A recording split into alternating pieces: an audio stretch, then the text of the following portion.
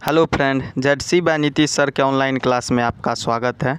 जैसा कि आप जानते हैं यहाँ सभी विषय का टारगेट बैच चलता है। तो आज हम लोग बायोलॉजी के मोस्ट इम्पोर्टेंट चैप्टर 4 और चैप्टर 5 दोनों के ऑब्जेक्टिव VBI क्वेश्चन को देखने वाले हैं, जो कि क्वेश्चन कई बार रिपीटेशन हुआ है। तो जल्दी से इस वीडियो को आप लोग शेयर कर दीजिए अपने दोस्तों के साथ भी, ताकि उसे भी ये लाभ मिल सके। तो दोस्तों आज हम लोग चैप्टर 4 और चैप्टर 5 दोनों चैप्टर को कवर करने वाले हैं, जिसमें total most important VBI question होगा। तो आइए शुरू करते हैं। और इससे कई बार क्वेश्चन पूछा जा चुका है, तो दोस्तों इसको आप लोग ज़रूर देखना ना भूलें और शेयर भी कर दीजिए। सब्सक्राइब तो ज़रूर कर लीजिए ताकि आपके पास सभी वीडियो पहुंच जाए। तो चलिए शुरू करते हैं। फर्स्ट नंबर का क्वेश्चन है, परिवार नियोजन कार्यक्रम कब प्रारंभ किया गया था। तो दोस्तों हम लोग चैप्टर 4 से देख रहे हैं, जो परिवार नियोजन कार्यक्रम कब प्रारंभ किया गया। तो इसका सही आंसर हो जाएगा 1952 ईस्वी, 1952 में। दोस्तों परिवार नियोजन कार्यक्रम कब प्रारंभ किया गया, तो इसका सही आंसर हो जाएगा 1952 यानी 1952 ईस्वी में। नेक्स्ट क्वेश्चन है, जन्म नियंत्रण की सर्वाधिक उपयुक्त विधि कौन है। तो जन्म नियंत्रण की सर्वाधिक उपयुक्त विधि जो है वह बंध्याकरण। तो इसका सही आंसर हो जाएगा बंध्याकरण। नेक्स्ट क्वेश्चन पे चलते हैं। नेक्स्ट क्वेश्चन है, इनमें से कौन सी जन्म नियंत्रण की प्राकृतिक विधि नहीं है। तो दोस्तों इसका सही आंसर हो जाएगा आवधिक संयम। क्या आंसर हो जाएगा? आवधिक संयम। आप लोग याद करते भी जाइए, यानी मैं इसको रिपीटेशन करते जा रहा हूँ ताकि आप लोग को याद हो जाए।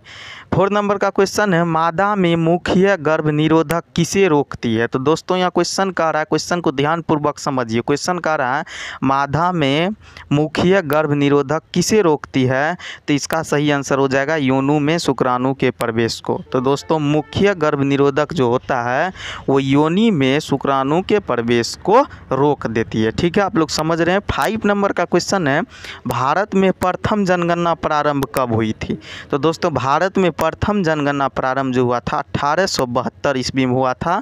तो आप लोग को याद रखना है कि 1872 ईस्वी में भारत में प्रथम जनगणना प्रारंभ हुई थी। दोस्तों आप लोग जो है इसको 1 से 2 बार भी जरूर देख लीजिएगा ताकि यही याद हो जाए। चलिए देखते हैं 6 नंबर का क्वेश्चन, इनमें से कौन संचारित रोग है। तो दोस्तों संचारित रोग में जो आता है यौन संचारित रोग, इनमें से कौन यौन संचारित रोग है। तो यौन संचारित रोग जो होगा एड्स होगा, यूरेथ्राइटिस होगा, गोनेरी होगा। तो यानी दोस्तों ये तीनों जो है, ये तीनों यौन संचारित रोग है। फिर से हम नाम रिपीटेशन कर देते हैं, एड्स, यूरेथ्राइटिस और गोनेरी। ठीक है, अगले नंबर में चलते हैं। और अगला नंबर का क्वेश्चन है, जन्म पूर्व भ्रूण की जांचने की विधि का नाम है। तो दोस्तों जन्म पूर्व भ्रूण की जांचने की विधि का नाम है एमनिओसेंटेसिस। एमनिओसेंटेसिस। ठीक है दोस्तों। नेक्स्ट क्वेश्चन है, जनसंख्या पर निबंध किनके द्वारा लिखा गया। तो जनसंख्या पर निबंध जो है लेमार्क के द्वारा लिखा गया। नेक्स्ट क्वेश्चन है, वर्तमान समय में भारत में गर्भ निरोध की सर्वाधिक मान्य विधि है, यानी सर्वाधिक मान्य विधि क्या है। तो इसका सही आंसर हो जाएगा अंतःगर्भसीय युक्तियाँ। क्वेश्चन फिर से रिपीटेशन कर रहा हूँ, वर्तमान समय में भारत में गर्भ निरोध की सर्वाधिक मान्य विधि क्या है। तो इसका सही आंसर हो जाएगा अंतःगर्भसीय युक्तियाँ। 10 नंबर का क्वेश्चन है, RU 486 यानी RU 486 दवा का प्रयोग किसके लिए किया जाता है। ये एक दवा का नाम है और यह पूछ रहा है कि इसका प्रयोग कहाँ होता है। तो दोस्तों इसका प्रयोग होता है गर्भपात कारक के रूप में गर्भपात कारक के रूप में। ठीक है। नेक्स्ट क्वेश्चन है, सीधे शुक्राणु को अंडाणु से सम्मिलित करने की क्रिया को क्या कहा जाता है। तो दोस्तों सीधे शुक्राणु को अंडाणु से सम्मिलित करने की क्रिया को अंतःकोशिकीय शुक्राणु निक्षेपण कहा जाता है। इसका सही आंसर हो जाएगा अंतःकोशिकीय शुक्राणु निक्षेपण। नेक्स्ट क्वेश्चन है, मानव द्वारा कौन सी सबसे बड़ी कठिनता का सामना किया जा रहा है। तो दोस्तों मानव द्वारा कौन सी सबसे बड़ी कठिनता का सामना किया जा रहा है, मतलब ऐसा क्या है जो कि कठिन है उसका सामना मानव कर रहा है। तो इसका सही आंसर हो जाएगा ओजोन परत का क्षरण। जी हाँ दोस्तों, ओजोन परत का क्षरण ही सबसे बड़ी कठिनता है जिसका सामना मानव कर रहा है। ठीक है। नेक्स्ट क्वेश्चन है, निम्न में से कौन सी जन्म नियंत्रण युक्ति स्त्री द्वारा प्रयोग नहीं की जा सकती है। तो दोस्तों इसका सही आंसर हो जाएगा निरोध युक्ति जो है वह स्त्री द्वारा प्रयोग नहीं की जाती है। अगले क्वेश्चन की ओर बढ़ते हैं और अगला क्वेश्चन है, कॉपर टी रोकती है, यानी कॉपर टी क्या रोकती है। तो कॉपर टी जो है अंड जनन को रोकती है। नेक्स्ट क्वेश्चन है, प्रथम मानव जनसंख्या विस्फोट का कारण हुआ। तो दोस्तों प्रथम मानव जनसंख्या विस्फोट का कारण जो है कृषि हुआ। आप लोग को आंसर याद रखना कृषि। 16 नंबर का क्वेश्चन है स्तनपान अनात्रव संबंधित है। तो दोस्तों स्तनपान अनात्रव किससे संबंधित है? तो इसका सही आंसर हो जाएगा एक यौन संचारित रोग से। आप लोग को याद रखना है कि एक यौन संचारित रोग से संबंधित है स्तनपान अनावर्त। ठीक है दोस्तों, आगे बढ़ते हैं। अगला क्वेश्चन है जनसंख्या का अध्ययन कहलाता है।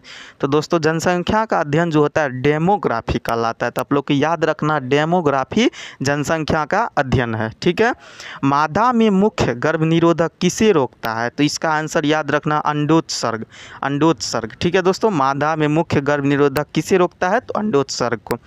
19 नंबर का क्वेश्चन है कौन सी तकनीकी पुरुषों से संबंधित है? पूछा जा रहा है क्वेश्चन कौन सी तकनीकी पुरुषों से संबंधित है? तो इसका सही आंसर हो जाएगा वासेक्टोमी। याद रखना है वासेक्टोमी जो है पुरुषों से संबंधित है। ठीक है, 20 नंबर का क्वेश्चन है निम्नलिखित में से कौन रिट्रोवायरस द्वारा उत्पन्न होता है? तो दोस्तों आप लोग को याद रखना है एड्स जो है रिट्रोवायरस द्वारा उत्पन्न होता है। ठीक है दोस्तों, तो ये थे मेरे चैप्टर 4 के 20 most important VBI objective question जो कि आप लोग को देखना बहुत ज़रूरी है। अब हम लोग शुरू करते हैं चैप्टर 5 के इंपॉर्टेंट VBI क्वेश्चन जो कि कई बार रिपीटेशन हुआ है। तो 21 नंबर का क्वेश्चन है यानी अध्याय 5 यानी चैप्टर 5 का 2 जीन की वंशागति के लिए मेंडल ने किस पौधे को चुना? 2 जीन की वंशागति के लिए मेंडल ने किस पौधे को चुना? तो इसका सही आंसर हो जाएगा मटर के पौधे। यानी मटर के पौधे के ही 2 जीन को वंशागति के लिए चुना था किसने? मेंडल साहब ने। ठीक है दोस्तों, इसका सही आंसर हो जाएगा मटर। अगला क्वेश्चन है मेंडल ने लक्षणों की वंशागति पर कार्य कब प्रकाशित किया? तो इसका सही आंसर हो जाएगा 1865 ईस्वी में। 1865 ईस्वी में ही ना मेंडल ने लक्षणों की वंशागति पर कार्य प्रकाशित किया था। ठीक है दोस्तों, अगला क्वेश्चन है युग्मन एवं विकर्षण के सिद्धांत को किसने प्रतिपादित किया? तो युग्मन एवं विकर्षण के सिद्धांत को बेटसन एवं पनेट ने प्रतिपादित किया। तो याद रखना बेटसन एवं पनेट ने। ठीक है, 24 नंबर का क्वेश्चन है मानव नर की आनुवांशिक पहचान कैसे की जाती है? तो इसका सही आंसर हो जाएगा लिंग गुणसूत्रों द्वारा। क्वेश्चन है मानव नर की आनुवांशिक पहचान कैसे की जाती है? तो इसका सही आंसर हो जाएगा लिंग गुणसूत्रों द्वारा। तो याद रखना लिंग गुणसूत्रों द्वारा मानव नर की आनुवांशिक पहचान की जाती है। 25 नंबर का क्वेश्चन है मेंडल का द्वितीय नियम निम्न में कौन है? तो मेंडल का द्वितीय नियम है पृथ्वीकरण का नियम। ठीक है, मेंडल का द्वितीय नियम है पृथ्वीकरण का नियम। अगला क्वेश्चन है मानव रुधिर AB वर्ग में यानी क्या होता है या क्या अनुपस्थित होता है? इसका पूछने का है मानव रुधिर AB वर्ग में। तो इसका सही आंसर हो जाएगा दोस्तों एंटीबॉडी अनुपस्थित होता है। AB वर्ग जो होता है मानव रुधिर का उसमें एंटीबॉडी अनुपस्थित होता है। अगला क्वेश्चन है एक जीन का जोड़ा दूसरे जीन के जोड़े के प्रभाव को रोकता है जिसे कहते हैं यानी जिसे क्या कहते हैं? तो इसका सही आंसर हो जाएगा एपिस्टेसिस। इसका सही आंसर हो जाएगा एपिस्टेसिस। 28 नंबर का क्वेश्चन है नई प्रजातियों के जनन में पुष्प कलिकाओं से पुंकेसर का निकलना क्या कहलाता है? दोस्तों फिर से क्वेश्चन सुनिएगा, नई प्रजातियों के जनन में पुष्प कलिकाओं से पुंकेसर का निकलना क्या कहलाता है? इसके कहने का अर्थ नया प्रजातिया का जो जनन होगा, नई प्रजाति का जो जनन होगा, जन्म होगा, पुष्प में जो कलिका से पुंकेसर निकलेगा। पुंकेसर मतलब दोस्तों पुरुष भाग होता है। पुंकेसर मतलब पुरुष भाग। तो पुंकेसर जो निकलेगा पुष्प के कलिका से तो उसको उसी को निकलना को क्या कहते हैं? तो इसका सही आंसर हो जाएगा इमेस्कुलेशन। क्या हो जाएगा? इमेस्कुलेशन। याद हुआ? ठीक है दोस्तों, याद करते जाइए। 29 नंबर का क्वेश्चन हसियाकार रक्त छीनता है।